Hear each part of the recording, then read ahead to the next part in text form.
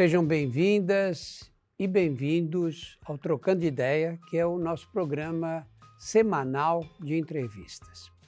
Hoje eu trouxe uma jornalista por quem eu tenho o maior respeito.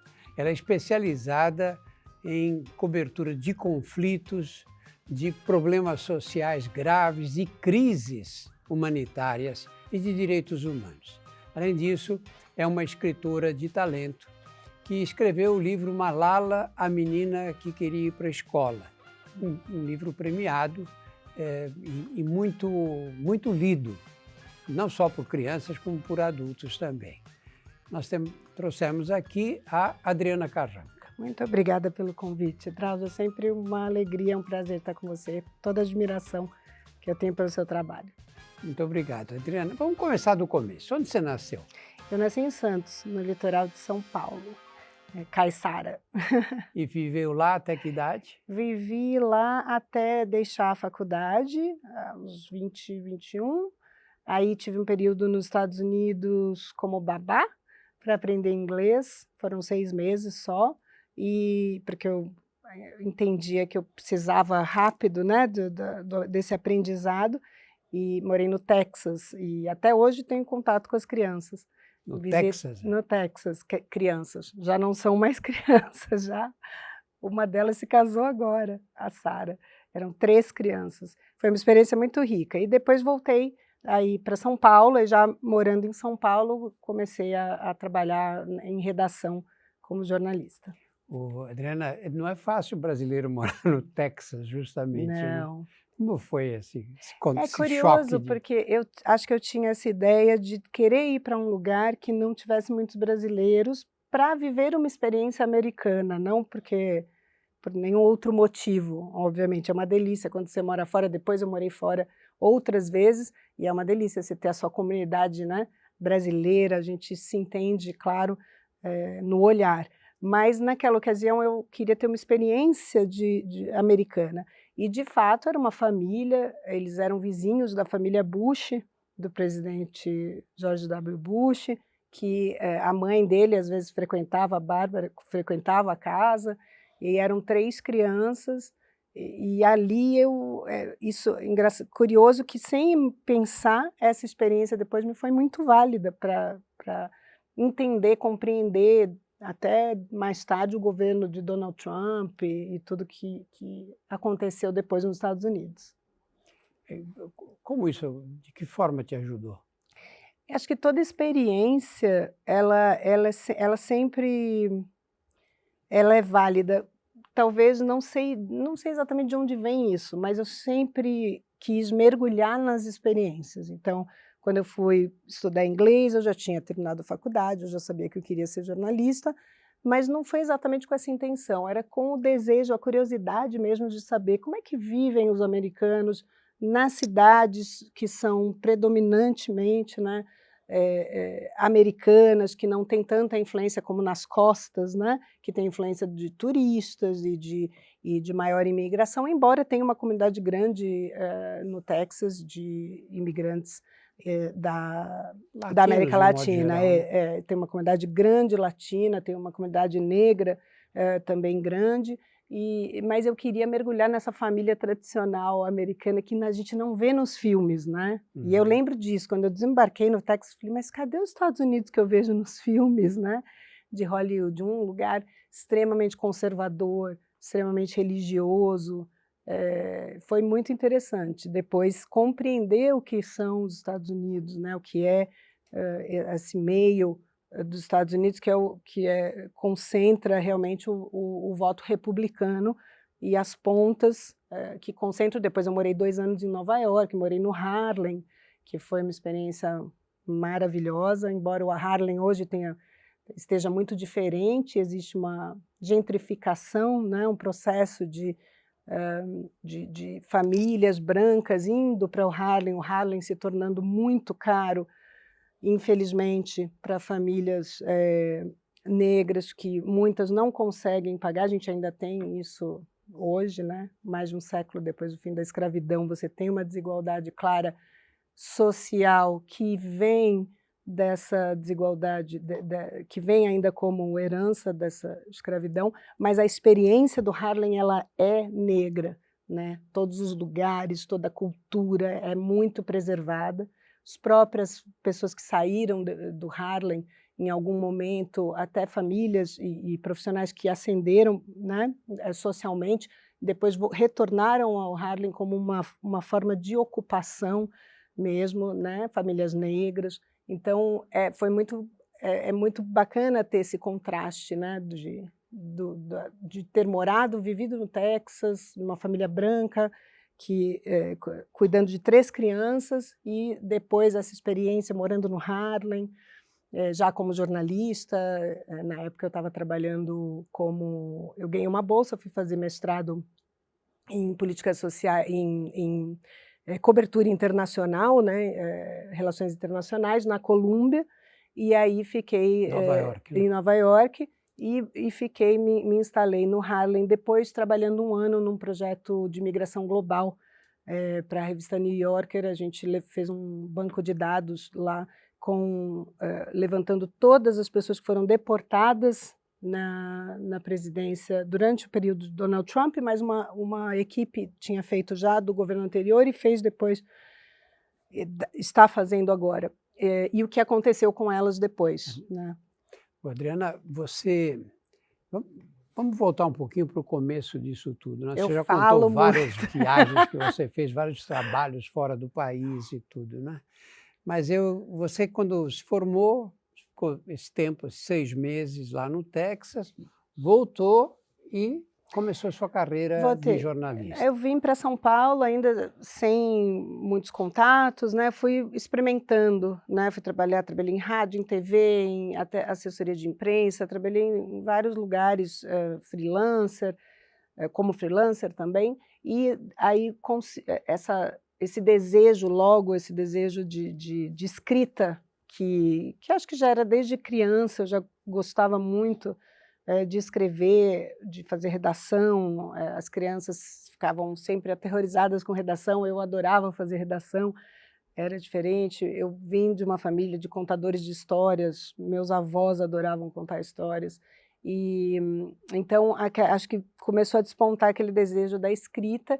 Então eu fui buscar um trabalho em redação. Eu fiquei 2 anos na Veja São Paulo, na época, e depois onde eu me encontrei realmente foi no Estadão, onde eu fiquei por 15 anos, mais de 15 anos, porque depois eu me tornei colunista no Estadão, mas comecei cobrindo cidades, e é a melhor forma de começar no jornalismo. Você fazer a cobertura de uma cidade como São Paulo, que é um mundo, né?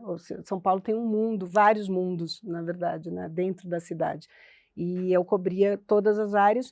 Depois, com a experiência, né, fui também me encaminhando para aquilo que estava no meu coração, que era cobrir questões sociais, desenvolvimento social. Eu fiz um mestrado também, eu tenho 2 mestrados, um em relações internacionais, mais focado no jornalismo, na cobertura de relações internacionais.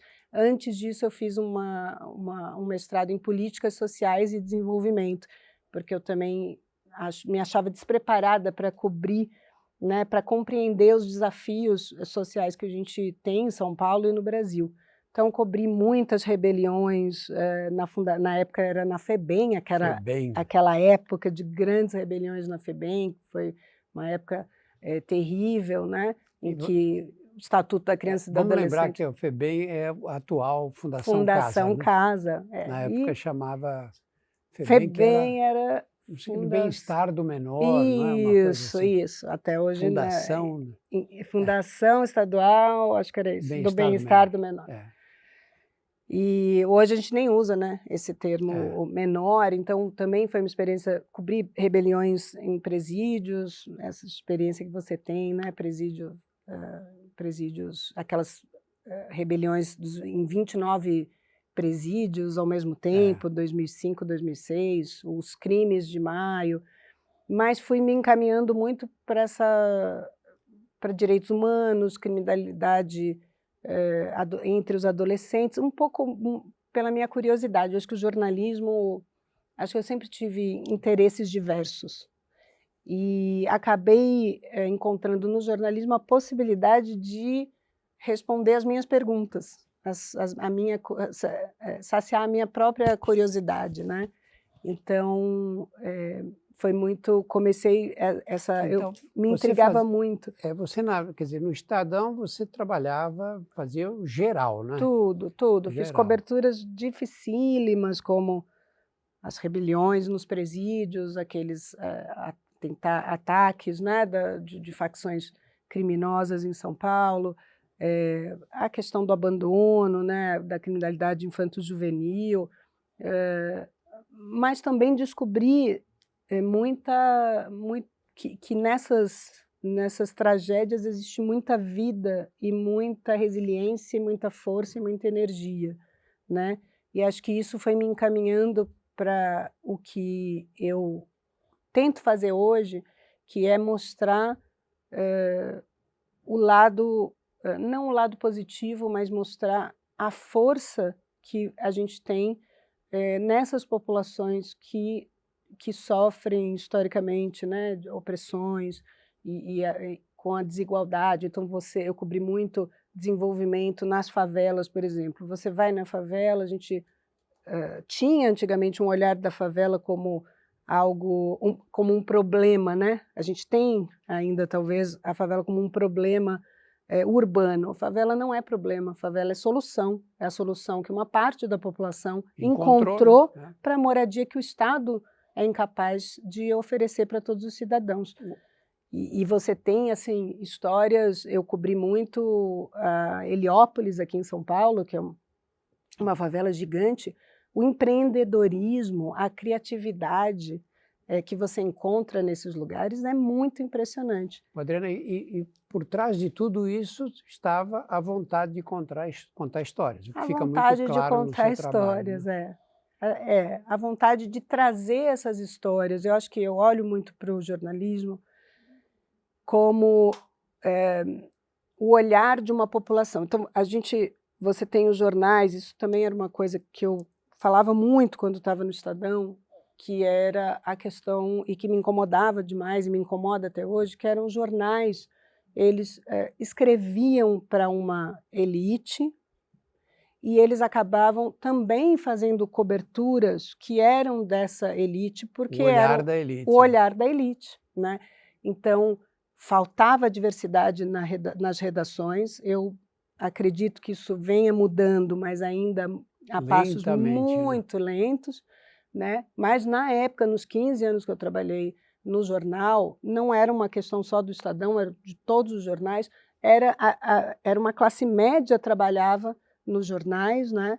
E escrevendo para uma classe média alta também. Então, eu brincava com eles, eu falava: a gente não cobre o Brasil, a gente cobre Oscar Freire, né? E o entorno, né? Então, eu coloquei, talvez, como uma missão minha, ser o olhar dessa elite nos lugares onde ela não acessa.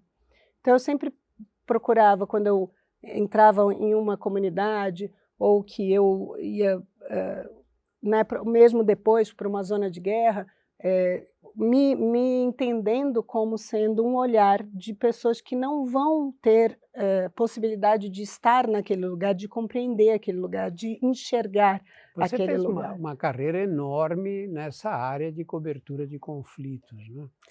O primeiro que você cobriu, quando foi? E o que te levou a sair do conforto paulistano?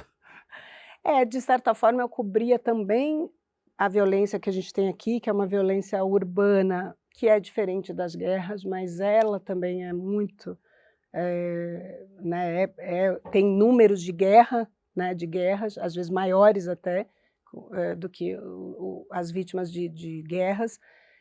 Mas eu partiu muito dessa vontade, desse desejo de querer compreender essa realidade social do Brasil. Aí eu vou fazer o mestrado em Londres, e eu chego em Londres, eu me vejo numa classe com 46 alunos de 30 e tantos países. Do mundo, né? Do mundo. Então, eu tinha amigas do Egito, Arábia Saudita, México, Colômbia, Vietnã, nossa, tinha e pessoas, como era o curso era em desenvolvimento, políticas sociais, desenvolvimento, eram pessoas que trabalhavam para a Cruz Vermelha, para a ONU, Médicos Sem Fronteiras, né, essas organizações, então pessoas que tinham uma cultura diferente e tinham muita experiência de mundo, muita experiência em lugares que eu nunca imaginei estar, né? E você caiu nesse ambiente nesse mundo, e aí né? imediatamente você Aí pensou, falou, olha... a minha cabeça abriu completamente, né, para falar, pera, tem um mundo, né, aqui, e que me ajuda a entender o Brasil, né, olhar para histórias do mundo. Isso quem me falou foi Martina Suzuki, da Companhia das Letras, né, que é a minha editora. Ajuda você a ver e a compreender a própria, e a enxergar mesmo a própria realidade, porque a gente, quando está inserido numa realidade, quando a gente nasce dentro de uma cultura, a gente não enxerga muitas coisas, né? Então essa ida para fora me ajudou também a compreender o Brasil. E a primeira foi para onde? Desculpa. Bom, a história começou mesmo de fazer coberturas internacionais, porque nas férias de primavera, durante o mestrado, uma das minhas amigas, melhores amigas, que é uma egípcia, ela me convidou e convidou outras duas amigas para ir com ela ao Egito, para passar as férias e porque os pais dela já tinham, vamos dizer, destacado 3 pretendentes com quem que eles aprovariam se ela para o casamento. E ela queria a nossa ajuda para escolher entre eles. E ela era uma menina, uma jovem de 23 anos, independente, havia passado parte da vida nos Estados Unidos, estava fazendo mestrado em economia. Ela fazia algumas aulas comigo, mas ela fazia um mestrado em economia na LSE, na London School of Economics, morava sozinha em Londres, mas ela entendia no entendimento e na cultura dela que os pais saberiam escolher melhor para ela uma pessoa com quem ela passaria toda a vida. Vamos lembrar que essa é a realidade ainda hoje. A realidade ainda hoje. A Índia, por hoje. exemplo, esse 1 bilhão e 400 milhões de pessoas, mais de 90% dos casamentos são arranjados pelas famílias. São arranjados. E você tem, é claro, situações em que há desinformação e esses casamentos são forçados, e você tem situações como da Dina, que era uma escolha dela, né? Era uma família que havia também muito viajada, o pai dela era médico, então, mas ela compreendia que aquilo era melhor para ela. Ela não questionava, na verdade. E né? o que vocês fizeram? E Desculpa, que ajuda vocês deram? O mais engraçado foi que foi a melhor viagem do mundo, porque os 3 pretendentes, eles ficavam cortejando, né, a família e as amigas. Então, todos os dias a gente ganhava presente, a gente abria a porta, tinha flores, a gente foi, nos levou no melhor restaurante do Egito, o outro levou para passear de barco no Nilo. Então, essa experiência foi muito rica, mas mais rica ainda foi a experiência de nós 4, as 4 amigas, quando nós chegávamos da rua, à noite nos reuníamos no quarto da Dina para fofocar, e nós éramos, eu brasileira, que não tenho religião, né, agnóstica, a Geraldine, que é uma filipina protestante, cristã protestante, e a Gillian, que era uma inglesa canadense judia, e a Dina, egípcia, criada principalmente nos Estados Unidos, muçulmana.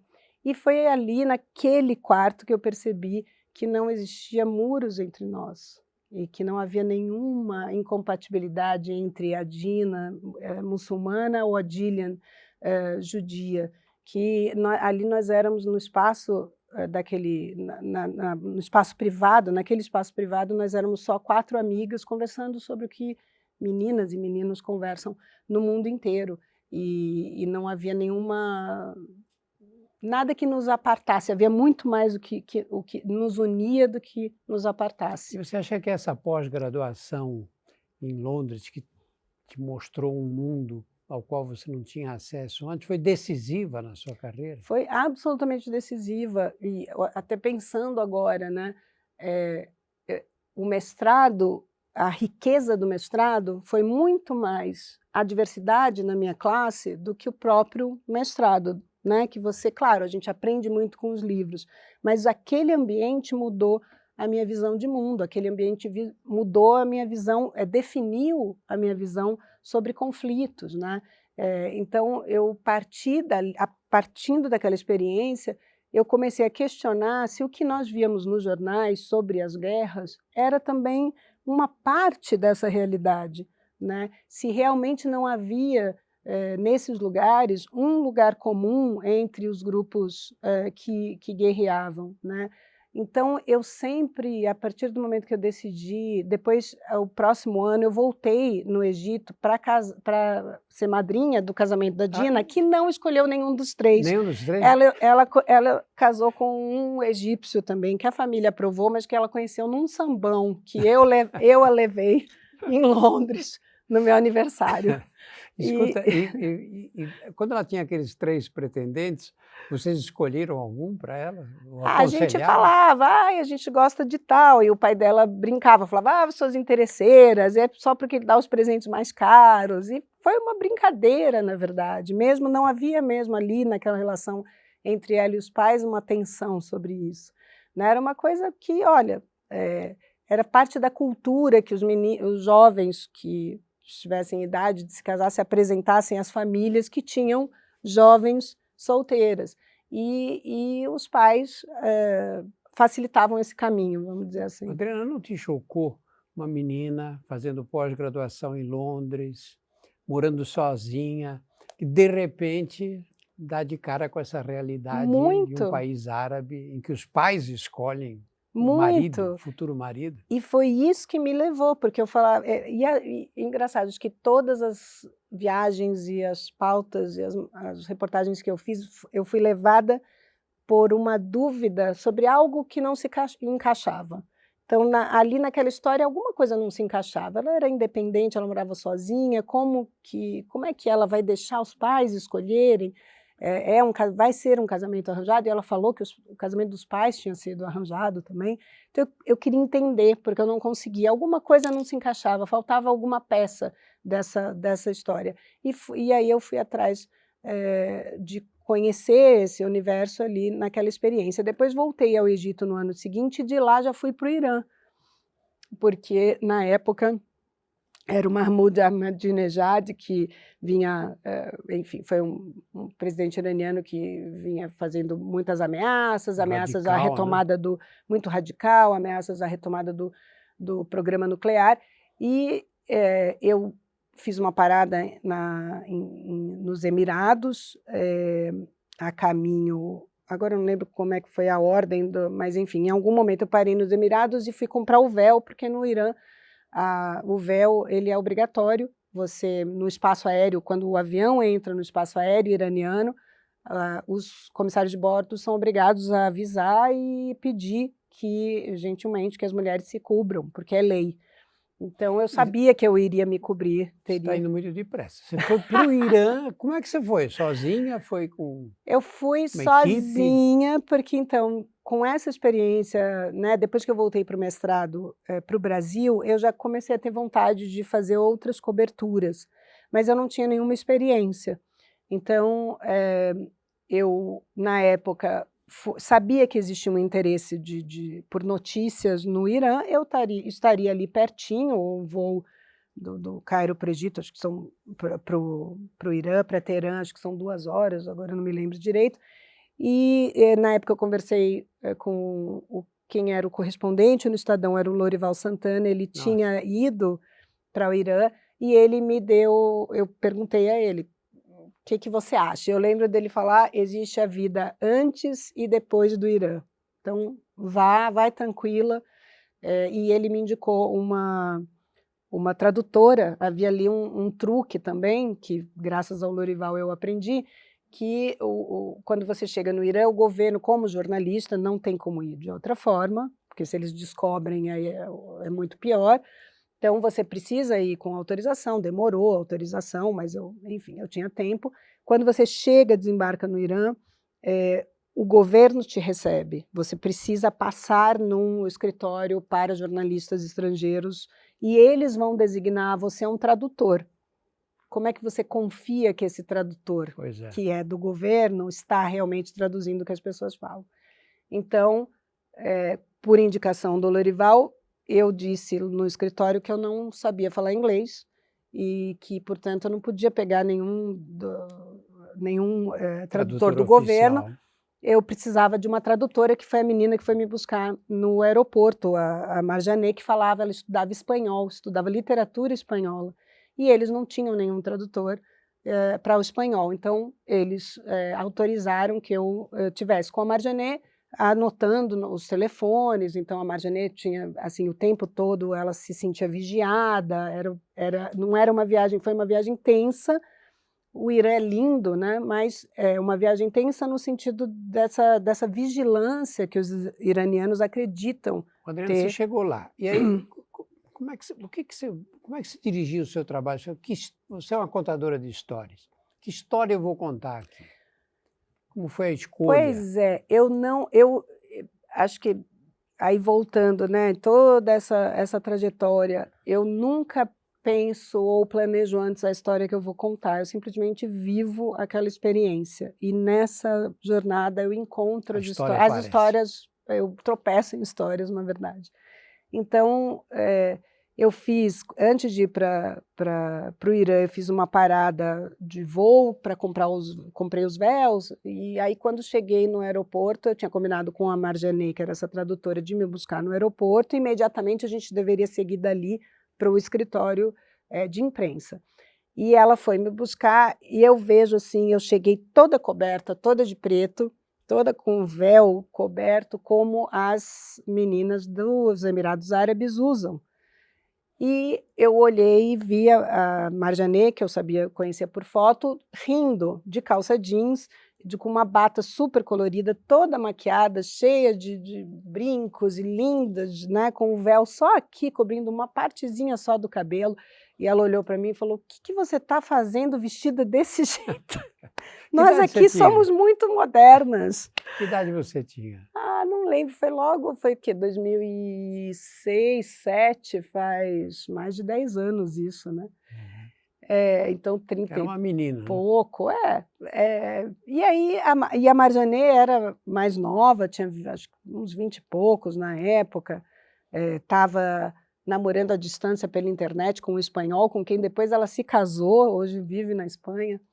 E aí ela foi me buscar e ela falou: "Não, pera, você não pode andar aqui assim, nós iranianas somos muito modernas." E ela passou o véu para trás, assim, me arrumou, e nós fomos para o escritório de imprensa, que era no centro de Teherã, com ela e com a prima dela, ela dirigindo o carro, tocando funk iraniano no carro. Então ali, tudo que eu conhecia sobre o Irã foi por água abaixo, e a melhor forma de começar uma reportagem é dessa forma, né? Quando você derruba os estereótipos que a gente conhece, né, sobre o lugar. O Irã é um lugar super bonito, toda a informação nas ruas está em inglês, né, embora eles tenham a gente conheça essa briga com os Estados Unidos. As pessoas são super hospitaleiras, super receptivas, é lindo o lugar. Eu fui em festas incríveis, né? A bebida é proibida, mas os jovens fazem, obviamente, no Irã, tudo o que os jovens fazem em todos os lugares do mundo. Então, nas festas, eles pediam, tinha um delivery tinha um delivery que era armênio, porque os armênios têm uma comunidade armênia grande, e os armênios são cristãos, eles vivem no Irã muito isolados, mas eles têm a autorização para consumir bebidas, não podem vender, mas consomem. Mas havia lá um 0800, um delivery que trazia um pacote de supermercado com alface, com o que fosse de vegetais, embaixo tinha lá algumas garrafas de cerveja. Então, no Irã eles falam uma frase, eles dizem uma frase que eu gosto muito, que é: no Irã o que se vê não é, e o que é não se vê. Então as festas elas eram passadas boca a boca, eles fecham as janelas, tudo para não entrar, né, para não vazar o som, para a polícia não ver. Mesmo A assim, polícia né, proíbe festas? a polícia, o governo proíbe tudo, né, assim, toda a liberdade dos jovens é proibida. Então, e eles burlam. Então, é proibido festas, é proibido a música, é proibido, exceto em a música tradicional iraniana, nos lugares que são do Estado. É proibido namorar. Então, você tinha a Rua da Paquera, em Teherã, que é uma avenida longa em que os jovens eles passam perto um do outro e aí eles trocam rapidamente o número de telefone ou eles falam alguma coisa e vão depois com o número de telefone, eles ficam paquerando ou namorando à distância, cada um num lado da calçada ou perto, e combinam de se encontrar, mas os encontros são proibidos. Então, o que normalmente eles fazem, eles levam alguma criança da família, porque isso foi uma coisa que eu percebi nos parques. Eu falei, Marjanê, mas como as pessoas têm filhos jovens aqui? Ela falou, não, Adriana, isso aqui eles pegam emprestado uma criança, que é para parecer que são casados e que têm filhos, para a polícia não se aproximar, porque se a polícia vê um casal só, sem crianças, sem filhos, namorando ou conversando mesmo no parque, eles abordam esse casal para saber se eles são casados. Os hotéis não recebem jovens que não sejam casados. E eles fazem a reserva separadamente, viajam em excursão e se encontram de outra forma. Então, tudo que os jovens fazem no mundo inteiro, eles fazem também, e com muita criatividade, né? Então tem uma cena também urbana e jovem e criativa, eles amam poesia, música, assim, o Irã é uma surpresa, é maravilhoso. E a forma como, até mesmo a moda diz de que lado você está. Então as mulheres que vestem o chador, que é aquele véu preto que cobre o corpo todo, geralmente, em geral, são de famílias conservadoras, de uma classe social mais baixa, ou funcionários públicos, né? E as que se vestem como a Marjanê, muito moderna, toda colorida, o governo sabe que são dissidentes, que são uma geração que é pós-Revolução Islâmica, nascida após a Revolução Islâmica, né, que foi em 79, você tem hoje 70% do país jovem, nascido depois da Revolução Islâmica, que não se identifica com o regime dos ayatolás. E os ayatolás sabem disso e por isso perseguem a juventude, não por uma questão religiosa, camuflado da religião, mas por uma questão política. Eles sabem, então, que as meninas que se vestem de forma mais moderna, elas são dissidentes, são Adriana, contra o governo. Quanto tempo você ficou no Irã? Eu fiquei pouco tempo no Irã, eu fiquei 3 semanas por aí, pouco tempo. Mas depois mantive contato, trouxe iranianos aqui para o Brasil para alguns eventos. Eu também faço isso muito quando viajo, né? E o primeiro conflito, a primeira guerra que você cobriu? Aí foi no ano seguinte, no Afeganistão. Aí o Afeganistão foi um divisor de águas também. O Irã foi uma grande surpresa, mas o Afeganistão é uma coisa que eu voltei muitas vezes lá, por iniciativa própria mesmo, porque era um lugar que eu não conseguia entender. Tem aquela coisa de quando eu não consigo entender, eu preciso voltar e mergulhar mais naquela sociedade. E o que te confundia? Né? Você chega, quando você desembarca, a primeira vez que eu fui para o Afeganistão não tinha voos, só tinha uma companhia aérea que fazia os voos, que era de Delhi, de Nova Delhi, na Índia.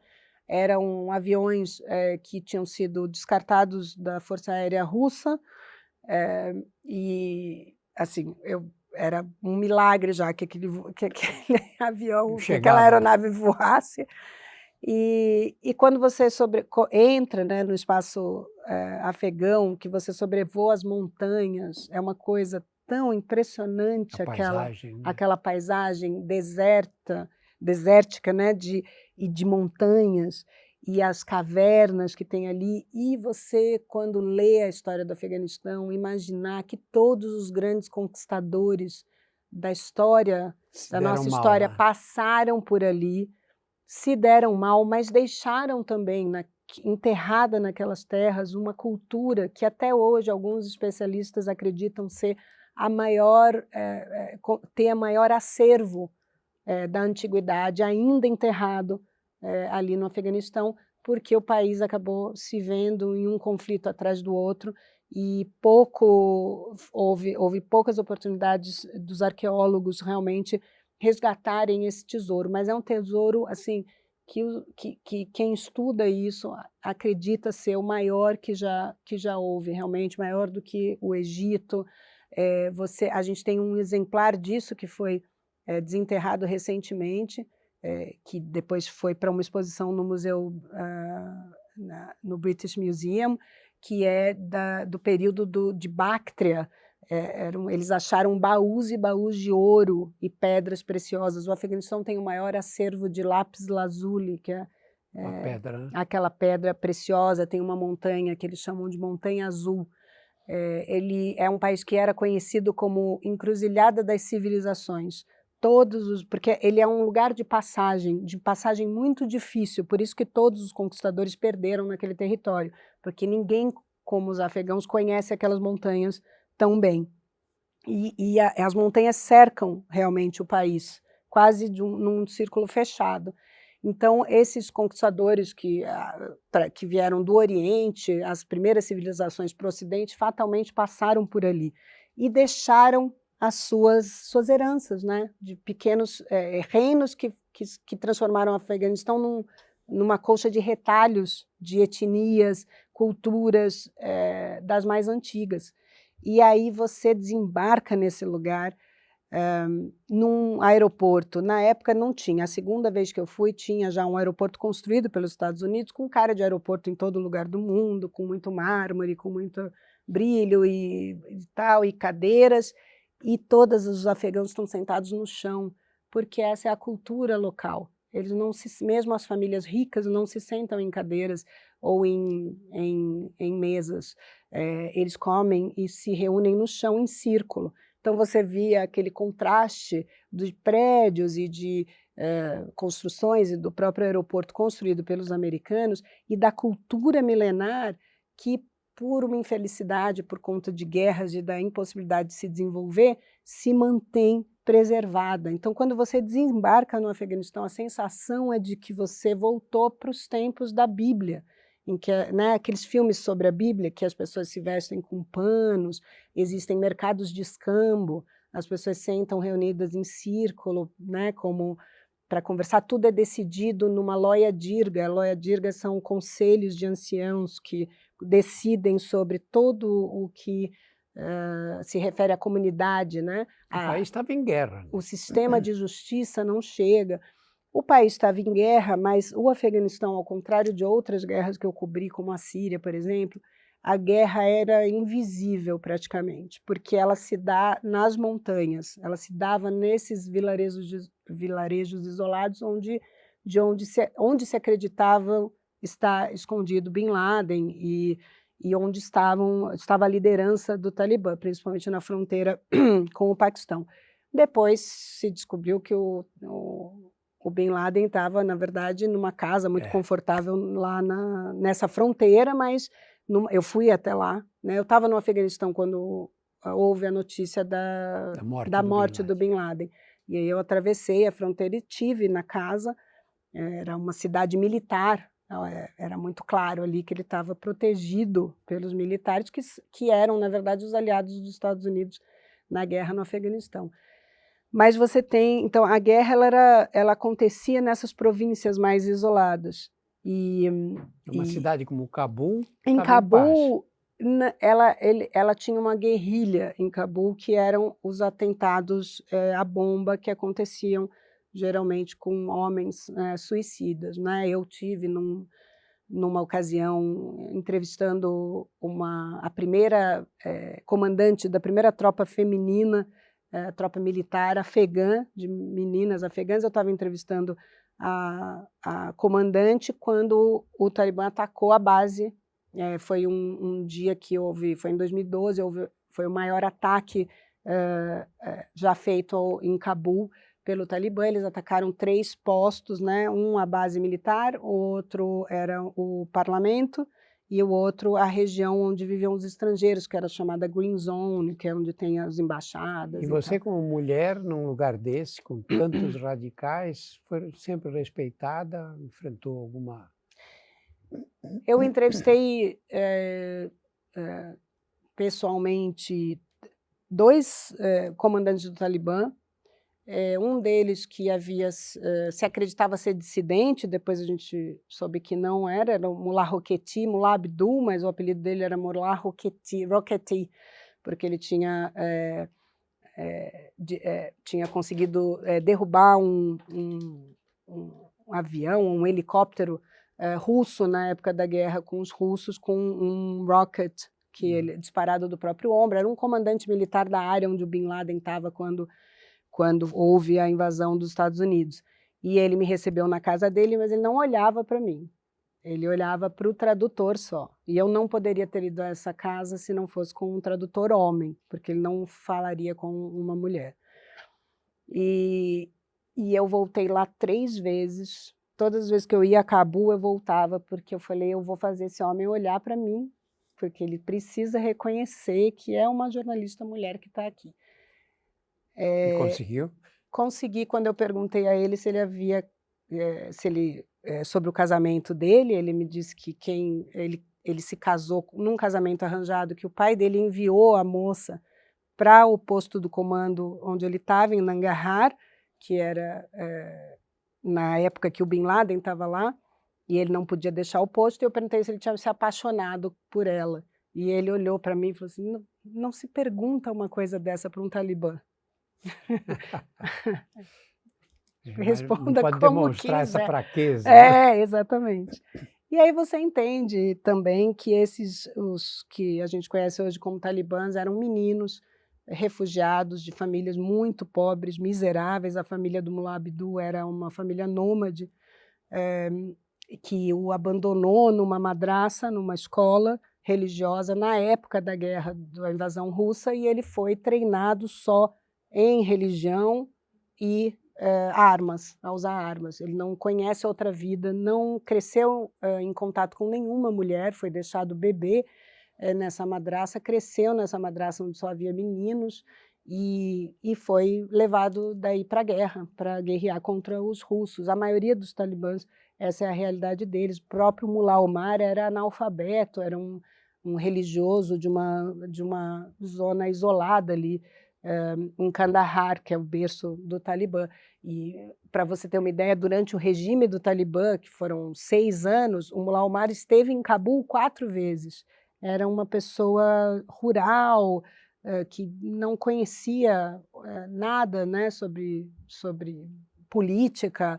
Era um líder religioso que, depois de uma guerra civil, foi colocado ali, foi alçado ao poder. Você chegou no Afeganistão, não entendeu nada, voltou 3 vezes para ver se conseguia entender um pouco mais. Voltei 3 Conseguiu? vezes, depois mais 2 à outra fronteira. Eu acho que hoje eu consigo entender porque o Afeganistão é como é, né,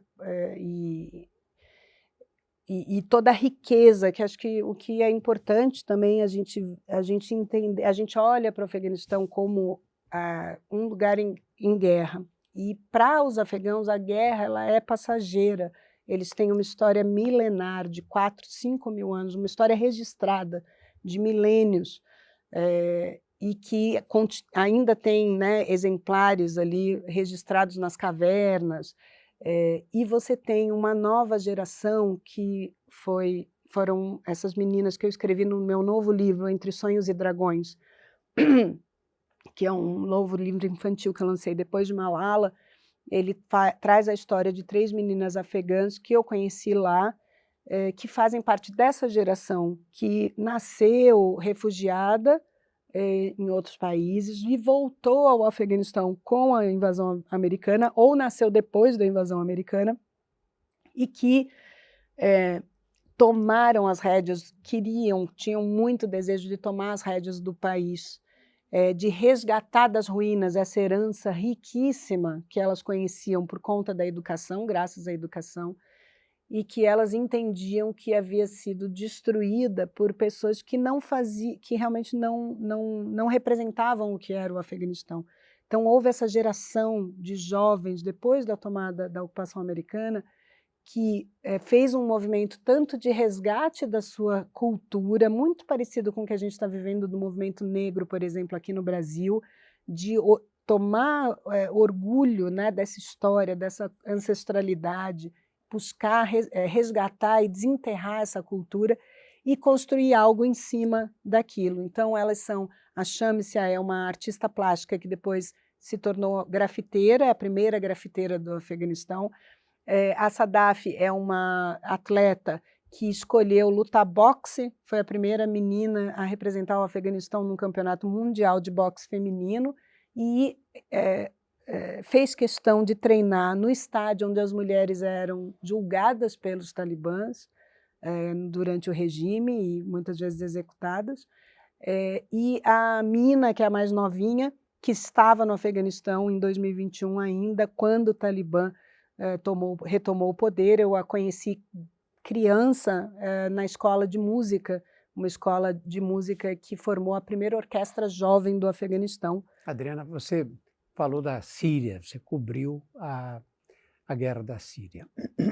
Nós fizemos uma série no Líbano sobre os refugiados sírios para mostrar o trabalho do MSF, dos Médicos Sem Fronteiras. E eu fiquei muito impressionado com aquela realidade, né? Aquela população, 1 milhão de pessoas que entram num país que tem 4 milhões. Sim. E que vive naquelas condições, nas barracas da ONU. Qual foi a realidade que você encontrou na Síria? Você que esteve ali no meio da confusão toda. A Síria acho que foi o lugar onde eu realmente vi a guerra de perto, mais de perto, né? Que era uma guerra mesmo territorial, diferente do Afeganistão, que eram ataques com drones, com aviões não tripulados, muito usados pelos Estados Unidos. Ali na Síria, você tinha mais de 100 facções guerreando, por interesses próprios, reunidos mais ou menos em grupos muçulmanos sunitas, muçulmanos xiitas e os curdos, que há muitos anos lutam pela independência do seu território, que atravessa a fronteira da Síria para o Iraque, para o Irã e para a Turquia. Nós entramos, eu e a Alice Martins, que é uma fotógrafa brasileira que é especialista em cobrir guerra, nós entramos no território turco, no território curdo, com os curdos, com as milícias curdas que lutavam ali contra o Estado Islâmico. O Maurício Lima, que é um fotógrafo brasileiro também, vencedor do Pulitzer, acho que foi o primeiro brasileiro a ganhar esse prestigiado prêmio de jornalismo, ele é fotógrafo, né? E ele tinha estado um pouco antes ali naquele território. Como eu faço sempre, eu vou e consulto as pessoas que já estiveram ali, e o Maurício tinha ido para lá com uma repórter do New York Times, então ele disse que dava para entrar. Nós atravessamos do Iraque, do norte do Iraque, você pega uma balsa e atravessa o Tigres para Síria, e ali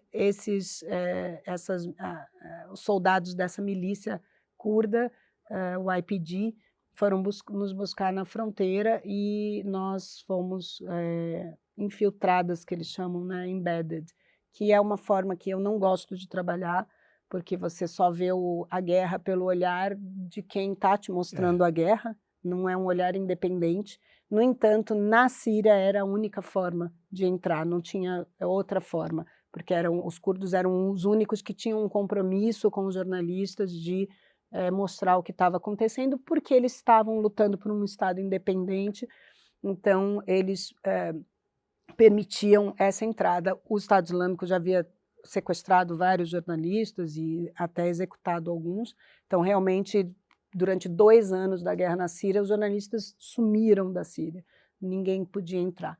E mais tarde abriu essa janela de oportunidade e nós voltamos, então... Em plena guerra, isso? Em plena guerra, foi 2015, foi quando houve aquele caso do Alan Kurdi, aquele menino que morreu, que foi encontrado o corpinho dele à margem de uma praia na É, Turquia, horrível menino aquela foto. sírio, foi horrível.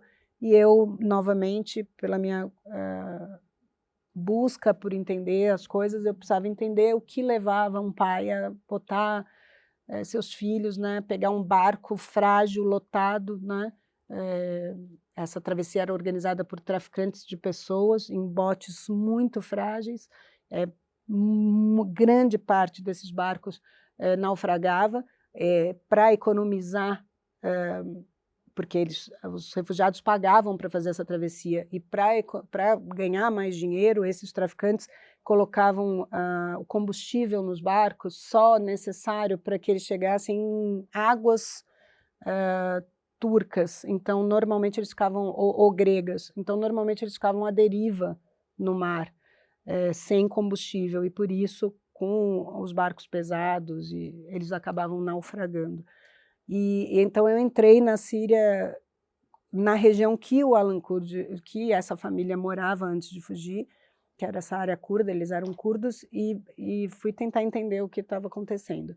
Mas no dia seguinte eu cheguei, fim de tarde, até nós chegarmos até a Muda, que era a cidade onde as milícias curdas estavam, era o QG das milícias curdas, já era noite, e nós combinamos de no dia seguinte ir visitar Hasaka. O Hasaka é uma cidade que havia sido retomada recentemente pelos curdos do Estado Islâmico, havia estado sob a ocupação do Estado Islâmico, e eu também queria entender o que significava isso, né? É difícil a gente entender a distância, né? Uma população toda sequestrada por um grupo, como é que as pessoas não conseguiam fugir, por quê, como, né? Como é que era essa ocupação, e eu queria entender, e a gente foi para Al-Hasaka, mas chegando em Al-Hasaka, no QG do YPG, dessa milícia curda, o Estado Islâmico fez um atentado lá,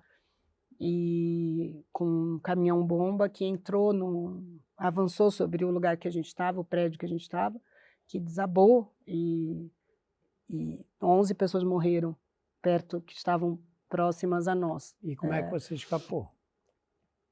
Por sorte. Nós havíamos acabado de passar pela portaria. E eu me lembro de falar para Alice, vamos entrar logo, porque eu vi que tinham caminhões, e caminhões pequenos e grandes ali nas imediações. E eu tinha aprendido no Afeganistão que você não fica perto de caminhão. Porque havia realmente muito atentado à bomba, e os caminhões conseguem transportar uma quantidade enorme de explosivos. Então eu falei para... E eles estavam... A gente teve que passar por uma portaria com os soldados, e entramos e explodiu. Assim, eu tinha acabado de sentar para entrevistar um soldado cristão assírio, que os pais tinham sido sequestrados pelo Estado Islâmico, e ele resolveu se unir à milícia curda, embora ele não fosse curdo, por conta de combater o Estado Islâmico e tentar reencontrar os pais. E a bomba explodiu muito perto de nós, e veio tudo, o prédio veio tudo para cima de nós, ficou em ruínas, né? A Alice tinha treinamento de guerra, então a Alice acabou nos conduzindo para as pilastras que sustentavam o prédio, porque normalmente existe uma segunda bomba, né? Isso é muito comum, atentados duplos, em que eles faziam o atentado, e as pessoas, os curiosos, iam ver o que tinha acontecido, eles explodiam uma nova bomba. Isso era muito também constante no Afeganistão. Adriana, nós não temos muito tempo. Eu queria que você falasse Passa rápido, os países em que você fez coberturas em conflitos. Falamos eu do estive no Afeganistão, Síria. no Paquistão, na Síria, no Iraque, no Sudão do Sul, no Congo, República Democrática do Congo, em Uganda, no norte de Uganda, onde há um conflito também. Eu tive, aí eu em Gaza, faixa de Gaza, São lugares tranquilos, né? São lugares tranquilos. Sua mãe deixava você ir para esses lugares? Minha mãe não deixava eu ir até a padaria, assim, já adolescente. Ela não me deixava ir à padaria porque tinha que atravessar a rua. E, tadinha, eu comecei a fazer isso, eu sempre conto para ela, eu falo que eu vou viajar, óbvio, porque ela me persegue, ela me liga todo dia até hoje. Só dorme se souber que eu já estou em casa, segura. Então, eu conto para ela, né, que eu vou viajar, mas normalmente eu falo que eu vou para um lugar seguro próximo, porque ela fica me perguntando: o que você está comendo? Porque aí pela comida ela sabe onde eu estou. Então ela fica: Ela mas sabe com quem está aonde? tratando, né? Então eu, sei lá, quando eu fui para o Congo, acho que eu falei que eu ia para a África do Sul, quando eu fui para o Sudão, eu falei que eu ia para Uganda, coisa assim. E foi engraçado, na Síria, quando houve o atentado, eu fiquei com medo de que de que isso sairia na imprensa, né, porque tinha sido realmente um atentado, tinha sido uma série de atentados ao mesmo tempo, que mataram mais de 100 pessoas naquele dia. E eu achei que aquilo ia vazar e poderia chegar no Brasil e mencionar que haviam jornalistas brasileiras lá. Para acalmá-la, eu liguei para ela. Aí eu falei: mãe, não surta, não fica nervosa, eu estou na Síria. Ela falou: meu Deus do céu, o que é que você está fazendo na Síria? Você estava tão tranquila com o Afeganistão, por que você não foi para o Afeganistão? Então, ela já, tadinha, ela já estava acostumada que eu ia para o Afeganistão, tanto, né? Então ela já tinha aceitado o Afeganistão. Mas a Síria, ela falou: saia já daí, você estava tão sossegada cobrindo o Afeganistão. Foi Adriana, conta a engraçado. história da Malala para nós. A Malala, de novo, foi uma curiosidade minha, né? Eu já tinha ido ao Paquistão, um ano antes tinha havido a morte do Bin Laden, eu tinha ido ao Paquistão para aquela mesma região de fronteira onde a Malala mora, que é conhecido como zonas tribais, elas são zonas, um território semi-independente, onde o sistema de justiça central não chega, paquistanês, ele é todo comandado, né, administrado pelas tribos, por chefias tribais ali, tanto na região da Malala como onde o Bin Laden foi encontrado. E quando chegou a notícia na redação de uma menina de 14 anos, baleada, por mais cruéis que fossem os talibãs, eu não havia ainda tido a notícia de crianças, de ataques a crianças. E aquilo me intrigou, mas porque ela queria ir para a escola? Por quê? Não, realmente também, alguma coisa naquela história não se encaixava.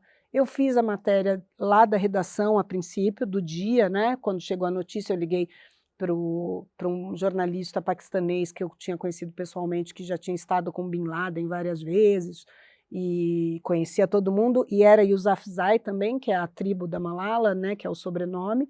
Então liguei para ele, falei com um tio dela também, e fiz a matéria, mas fiquei intrigada com aquela história. E eu já estava escrevendo para a Companhia das Letras um livro sobre o Afeganistão. E o Matinas me falou: você quer deixar esse livro um pouco de lado e vai lá ver a história da Malala?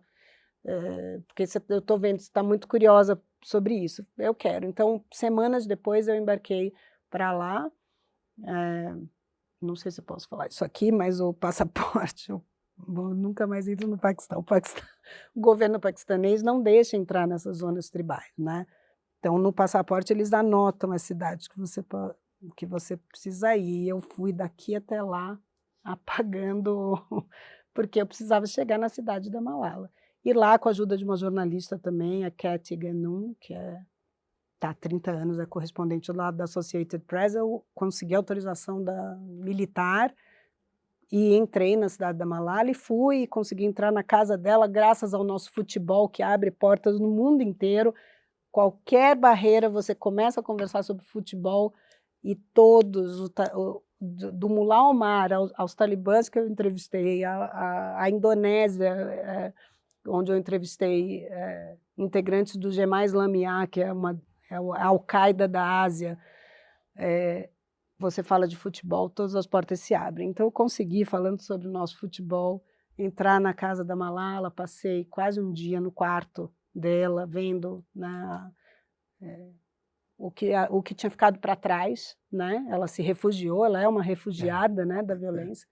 Então, eu fiquei ali sentindo, fui na escola, conversei com a professora, com as meninas tinham sido orientadas a não dar informações para estrangeiros, a não conversar com ninguém, então elas me passavam bilhetinhos, assim, na língua mesmo local, e que depois eu pedi para o tradutor traduzir, me dando informações. Então, você vê que em todos esses lugares existe muita violência, né? Muitas restrições, mas existe muita força e muita rebeldia, né?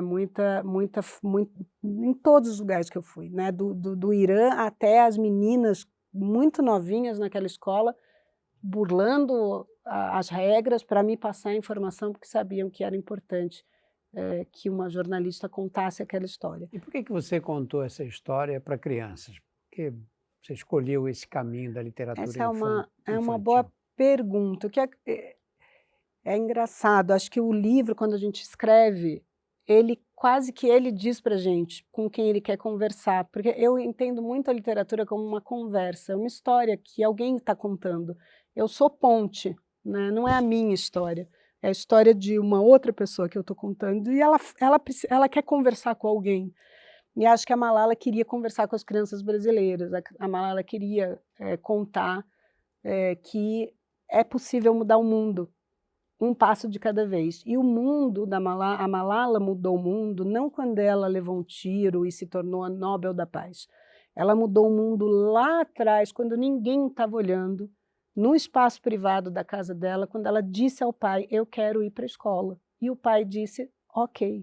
E o pai bancou contra tudo e todos, né, contra a tradição local. Ele bancou todas as críticas que ele recebeu, ele era um líder tribal também, muito reconhecido, os Yousafzais são reconhecidos pela literatura, pela intelectualidade, e ele recebeu muitas críticas, você está expondo a sua filha, e ele falou, não, eu amo a minha filha assim como eu amo meus filhos, e ela tem o direito de ir para a escola. Ali eles começaram a mudar o mundo, não tinha câmera, não tinha ninguém olhando. Foi aquela decisão de um pai, por amor à filha, de permitir que ela recebesse educação, que mudou o mundo. Então, acho que a Malala precisava dizer isso às crianças brasileiras. Você imaginou que esse livro fosse ter a repercussão que teve? Não imaginei, mas desejei. Queria muito que essa mensagem chegasse às crianças, principalmente das escolas públicas, né? Que elas soubessem que a gente muda sim o mundo todo dia, uma decisão de cada vez, todos os dias, todas as decisões que nós fazemos, até de cumprimentar um vizinho, a forma como nós nos relacionamos com a nossa comunidade, com as pessoas em volta, na escola, ela muda o mundo. Todas as nossas decisões mudam o mundo. Adriana, você fez um trabalho ao redor do mundo aí, né? E sempre em zonas conflagradas. E você ia sozinha, você era sozinha nessa época, hoje você não é mais uma mulher sozinha, né? Isso, o fato de ser mãe, em que modificou essa tua rotina tão pacífica? Muda tudo, né? Ser mãe muda, realmente um amor que é difícil de explicar até. Acho que pela forma, né? Eu lembro que eu li uma reportagem, uma discussão que houve nos Estados Unidos quando eu estava lá, sobre escritoras que se elas deveriam ou não ter filhos, principalmente jornalistas, porque nós viajamos muito e tal. E aí houve essa discussão e alguém disse não, que jornalistas com filhos não conseguiam ter sucesso, alguma coisa assim. E a revista New Yorker rebateu esse artigo entrevistando mulheres de sucesso, jornalistas e escritoras que tinham filhos. E uma frase me chamou muita atenção, que a maternidade é o que é capaz de te chegar mais próximo de compreender um ser humano, né? Você vê a criança crescer e acompanhar esse crescimento é o mais próximo que você pode chegar de um ser humano. E se nós, como escritores, e contamos histórias e traduzimos, né, isso, tentamos entrar na cabeça, né, das pessoas e compreender as pessoas para contar suas histórias, ela tem feito isso comigo, principalmente na questão do racismo, né? A Liz é uma menina negra, que tem 3 anos hoje, e que mesmo eu, sendo jornalista, com toda essa experiência, com experiência de África, com experiência das periferias aqui, sempre cobrindo movimentos sociais, não havia enxergado o racismo que hoje eu vejo pelos olhos dela. É muito chocante o que a gente, quando eu enxerguei, né, você vê uma criaturinha de 3 anos, trazendo para casa demandas, né, e me cobrando, né, por que que a minha escola é branca? Por que que só tem brancos na minha escola? Por que que só tem brancos em tal lugar? Por que isso? E trazendo essas perguntas e de repente eu me vi sem saber responder e cercada mesmo, realmente, de pessoas brancas. Embora eu faça a cobertura da diversidade, né, trouxe tanto isso, né, para o Brasil, a importância de contar histórias, né, de conhecer outras culturas, sempre valorizei tanto isso, e de repente realmente me vi que eu não enxergava esse cenário do É Brasil. incrível isso, né?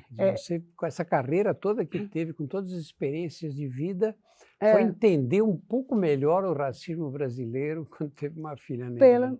Pelas demandas, pelos olhos dela, através da observação dela. E que são perguntas sem nenhum teor, né? Ela não tem uma bagagem, né, política, mas uma psicóloga com quem eu hoje faço acompanhamento, que é uma psicóloga negra que trabalha com famílias famílias interraciais, ela me falou, você vê, ela tão pequenininha, né? O corpo negro, ele é um corpo político. Ela não vai conseguir fugir disso, porque os lugares por onde ela passa, ela transforma. Porque o negro ainda ou causa um estranhamento ou um incômodo, dependendo dos espaços onde ele está, ou simplesmente pela diferença quando ele ingressa nesses espaços predominantemente brancos, né? E aí você percebe a pobreza que é a gente viver em espaços que são predominantemente de uma só parte da população, né? Como a representatividade é importante, né? Quanto que as mulheres negras já conquistaram e ainda existem espaços que são predominantemente brancos e que a gente precisa questionar. Existe hoje um movimento muito forte, mas ainda muito inicial, que é para que as escolas adotem uma política de educação antirracista. Uma política de educação antirracista não é simplesmente você dar bolsas para meia dúzia de pessoas que são ou indígenas ou negros, pretos.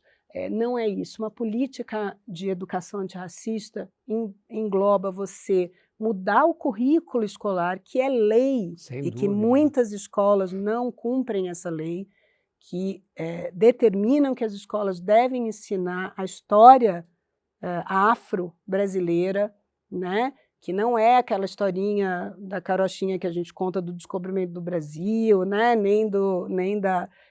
A história dos negros não começa com a escravidão, e nós só conhecemos a história negra a partir da escravidão, né? E ela engloba você contratar um corpo docente diverso, negro, indígena, que seja representativo da população, né? Não existe justificativa para que hoje, num país com maioria negra, ainda existam espaços predominantemente brancos. Não existe justificativa para isso. Os espaços precisam, todos os espaços, públicos ou privados, trazer a representatividade que tem a população brasileira. E isso é rico para os brancos.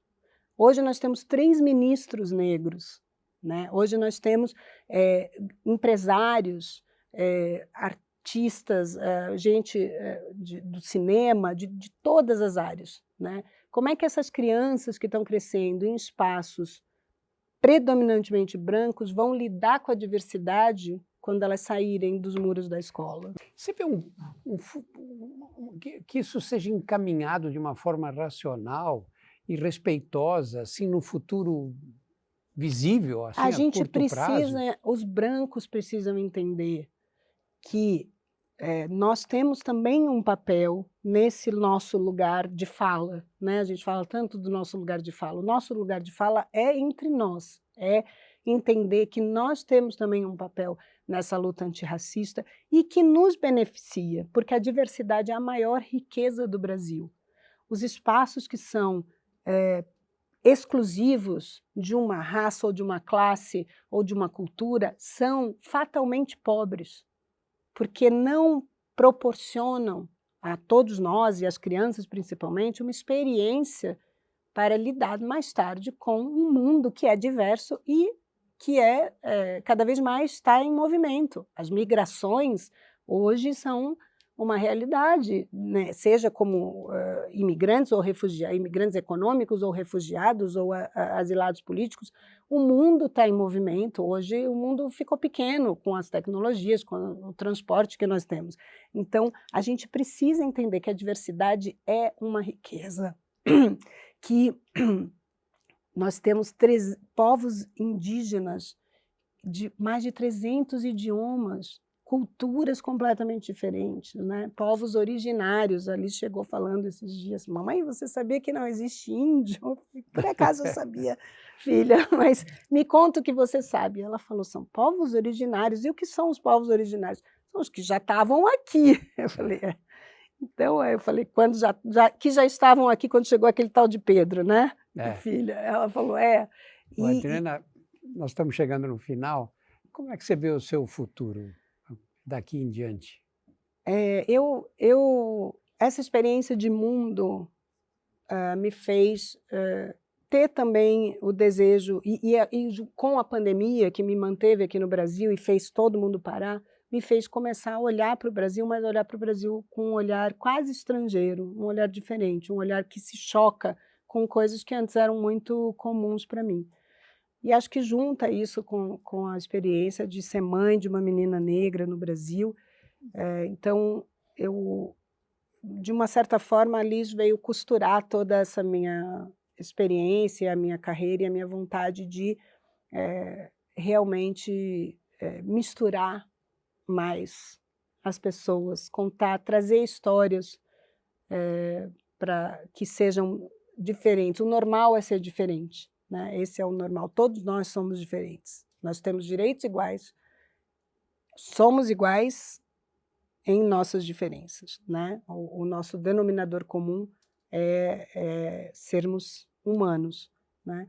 E eu quero continuar trabalhando para que essas misturas, para que eu traga mais histórias e leve mais histórias também do Brasil. Eu quero mergulhar na Amazônia, que eu não consegui fazer ainda, e eu sempre falei que eu não fiz isso ainda porque eu acho que eu não volto, né? Então, mas é uma coisa que eu desejo fazer, que eu quero cobrir, e o que mais tiver. Você disse que voltou com um olhar estrangeiro sobre o Brasil, né? E você gostou do retrato?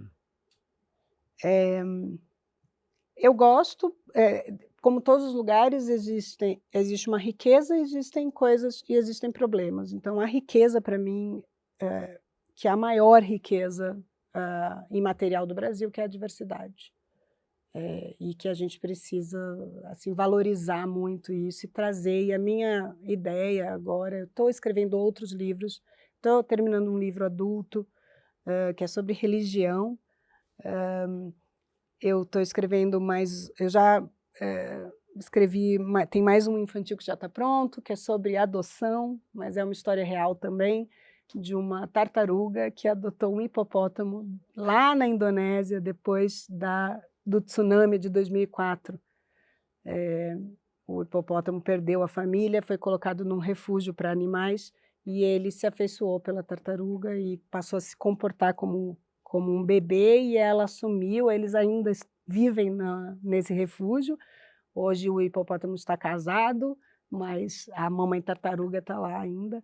É uma tartaruga gigante de Aldabra. Eu conto essa história para crianças, continuar contando histórias reais. Eu sempre falo que as histórias reais nos surpreendem, assim, são muitas vezes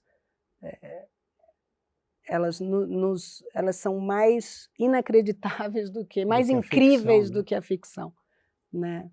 E eu quero continuar contando isso, mas principalmente valorizando, trazendo o que há de positivo nesses lugares que a gente olha só como lugares de problemas, né?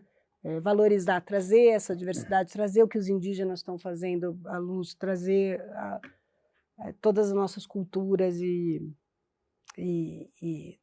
tem uma ideia aí de trazer tudo isso para um caldeirão de...